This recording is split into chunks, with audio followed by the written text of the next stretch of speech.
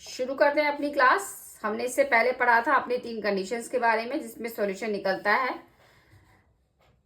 तीनों कंडीशन थी। पहला था हमारा नो सॉल्यूशन, सेकंड था हमारा यूनिक सॉल्यूशन। मैं इसको दोबारा से बहुत आपको एक्सप्लेन नहीं कर रही हूँ, सिर्फ लिख रही हूँ। और तीसरा था मैनी सॉल्यूशन। आप इसकी कंडीशंस को चेकआउट कर सकते हैं, हम इसी बेस क्वेश्चंस लेके चल रहे हैं। तो अब स्टार्ट करते हैं क्वेश्चन के साथ। क्वेश्चन में जो है आपको दिया गया है 2 इक्वेशन दे रखी हैं। मैं आपको पूरा क्वेश्चन नहीं लिख रही हूँ, इससे वर्ड प्रॉब्लम है। तो ये है 2 इक्वेशन है, kx plus 3y minus k minus 3 is equal to 0। ये पहली इक्वेशन है। और दूसरी इक्वेशन है आपकी 12x plus ky minus k is equal to 0। ये 2 इक्वेशन है। आपको इसमें जो k आ रहा है इसकी वैल्यू फाइंड करनी है। और आपको कंडीशन दे रखी है कि इन दोनों इक्वेशन का जो है मैनी सॉल्यूशन होगा। मैनी सॉल्यूशन का मतलब हम इस कैटेगरी के अंदर आ रहे हैं। मैनी सॉल्यूशन का मतलब, इसका मतलब ये हुआ कि हमारा जो तीनों रेशियो होंगे यानी a1 upon a2 is equal to b1 upon b2 is equal to c1 upon c2। ये हमारी जो इक्वेशन तीनों सेटिस्फाई, तीनों का रेशियो जब इक्वल होगा तो उसी केस में हमारे पास मैनी सॉल्यूशन आ सकते हैं। तो यानी ये गिवन है कि ये तीनों रेशियो आपस में बराबर हैं और आपको k की वैल्यू फाइंड आउट करनी है। तो बहुत ईजी सम है। हमारे पास ये सारी वैल्यूज है a1, a2, b1, b2, c1 और c2 और साथ में कंडीशन है। तो अप्लाई करते हैं इसे। a1 की वैल्यू है k, x का कोफिशिएंट। इसी तरह से a2 की वैल्यू जो इधर x का कोफिशिएंट है 12। ये रेशियो जो इक्वल है इसके हिसाब से होगा b1 अपॉन b2। b1 जो है हमारा y की वैल्यू के साथ जो है नंबर वो है 3 और इधर जो y के साथ वैल्यू है वो है k। इसी तरह c की बात करते हैं तो c1 जो है हमारा माइनस का k माइनस 3 और जो ये है माइनस का k। माइनस से माइनस कैंसिल कर सकते हैं हम इसमें। तो हमारे ये तीनों रेशियो आपस में जो है वो बराबर हैं। अब इन रेशियो को यूज करके हमें बताना है k की वैल्यू। तो इसके लिए हम क्या करते हैं कि हम किसी भी दो को कंबाइन कर लेते हैं। आप इन दोनों को कंबाइन कर सकते हैं या इन दोनों को भी कंबाइन कर सकते हैं या इसको और इसके साथ भी कंबाइन कर सकते हैं।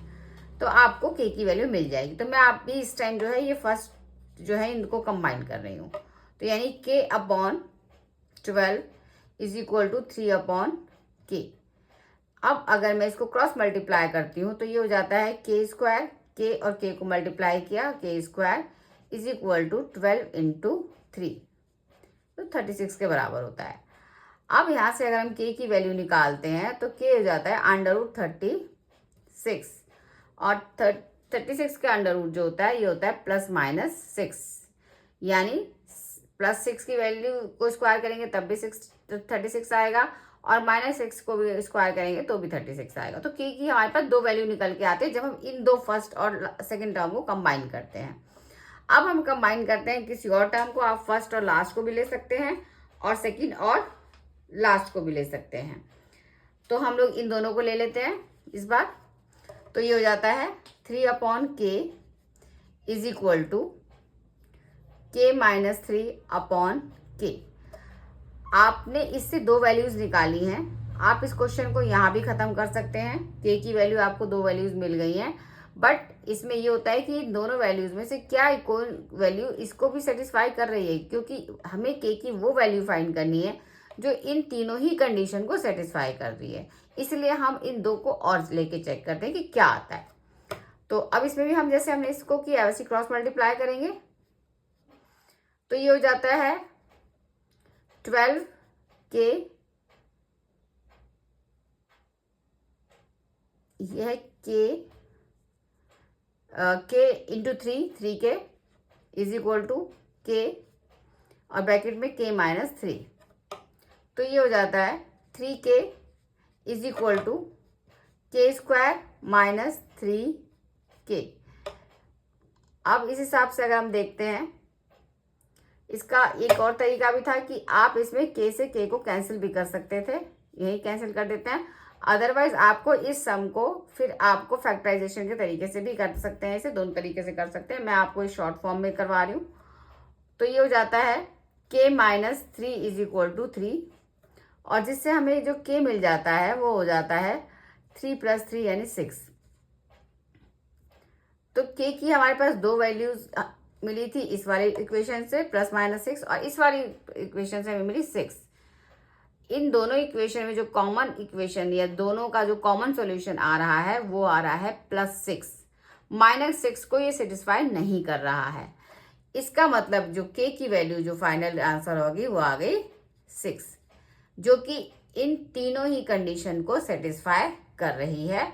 और k की वैल्यू 6 रखने से ये रेशियो सारे जो है आपस में बराबर हो जाएंगे, और जैसे ही रेशियो आपस में बराबर होंगे ये दोनों लाइंस के जो सॉल्यूशन होंगे वो सॉल्यूशन मैनी सॉल्यूशंस हो जाएंगे। तो अलग तरह का क्वेश्चन था ये जिसको हमने किया, उम्मीद करती हूँ समझ में आया होगा। इसी तरह का क्वेश्चन हम एक और लेते हैं ताकि आपको बहुत अच्छे से क्लियर हो जाए। तो दूसरा क्वेश्चन हम लोग स्टार्ट करते हैं। इसी तरह का क्वेश्चन है, आप स्टेप बाय स्टेप करेंगे तो आपको समझ में आ जाएगा। अगले क्वेश्चन में जो है इन्होंने कहा है, क्वेश्चन में जो कहा जा रहा है, for which value of k, फिर से आपको k की वैल्यू निकालनी है और इस बार इक्वेशन है आपकी 3x plus y is equal to 1, ये पहली इक्वेशन है। और दूसरी इक्वेशन है 2k minus 1 x plus k minus 1 y is equal to 2k plus 1, ये दूसरी इक्वेशन है।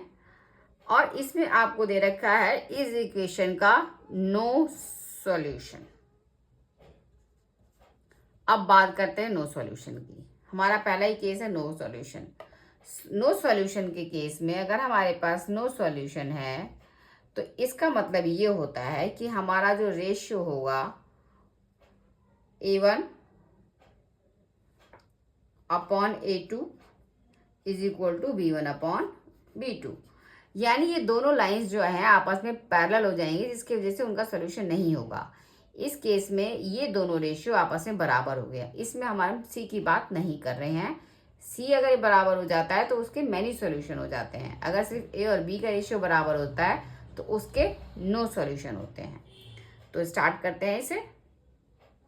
तो हमें इस वैल्यू सबकी पता है, हम उसको पुट कर देंगे for no solution.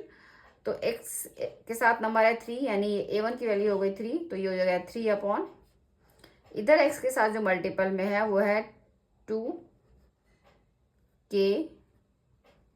Plus 1, 2k minus 1, bracket में लिखते हैं इसे। ये रेशियो जो बराबर होता है, अब y के साथ जो कोफिशिएंट है वो b1 हुआ यानी 1 हुआ, और इधर जो y के साथ कोफिशिएंट है वो है k माइनस 1। अब आप इसे क्रॉस मल्टीप्लाई करेंगे और इसको लिखेंगे। तो क्रॉस मल्टीप्लाई कर देते हैं इसको, तो 1 से मल्टीप्लाई करें तो इसमें कोई चेंज नहीं आएगा, 2k माइनस 1 ही रहेगा ये। इसको हम 3 से मल्टीप्लाई करते हैं तो ये हो जाता है 3k माइनस 3। इसको आप स्टेप बाय स्टेप करेंगे। अब इसको अगर सॉर्ट करते हैं, यानी k की वैल्यूज को इकट्ठा लिखते हैं, ये 2k 3k को इधर लेके आए तो ये जाएगा minus 3k is equal to, इधर -3 ऑलरेडी है, -1 को उधर लेके गए तो गया +1। तो इसके अकॉर्डिंग जो है k की वैल्यू जो आ जाती है, -k की वैल्यू जो आ जाती है वो आ जाती है -2।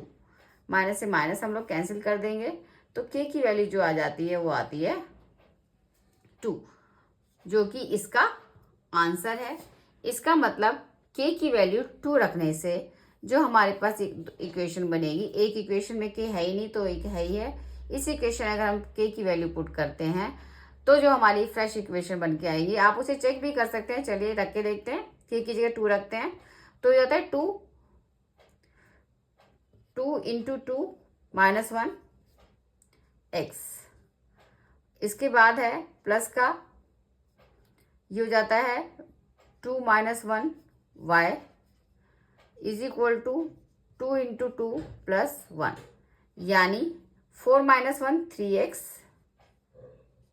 प्लस 2 माइनस 1 1 यानी y is equal to 4 plus 1 5। तो हमारे पास एक इक्वेशन तो ये आई 3x plus y is equal to 5 और यहाँ 3x plus y is equal to 1। आप देख सकते हैं कि इसमें x के साथ यहाँ भी 3 है, इसके साथ यहाँ भी 3 है, y के साथ यहाँ भी 1 है और y के साथ यहाँ भी 1 है, बट c जो है आपस में इक्वल नहीं है। इनका रेशियो भी 1 1 है, इनका रेशियो भी 1 1 है। इसका मतलब 1/1 a1/a2 is equal to 1, b1/b2 is equal to 1 और c1/c2 जो है ये इज नॉट इक्वल टू 1। इसका मतलब ये हुआ कि हमारी ये दोनों कंडीशन जो सेटिस्फाई है k की वैल्यू 2 रखने के बाद। इसका मतलब हमारा आंसर बिल्कुल सही है, k की वैल्यू 2 रखने के बाद ये दोनों लाइंस का कोई सॉल्यूशन नहीं निकल के आ रहा है। तो उम्मीद करती हूँ आपको ये सवाल समझ में आया होगा। एक सवाल हमने, एक क्वेश्चन जो हमने किया उसमें मैनी सॉल्यूशन का किया और एक क्वेश्चन जो हमने किया जिसमें कि नो सॉल्यूशन का था। तो हम लोग एक और क्वेश्चन करेंगे इसी से रिलेटेड, उसके बाद हम लोग इसको आगे बढ़ाएंगे। तो मिलते हैं अगली क्लास में एक और न्यूमेरिकल के साथ।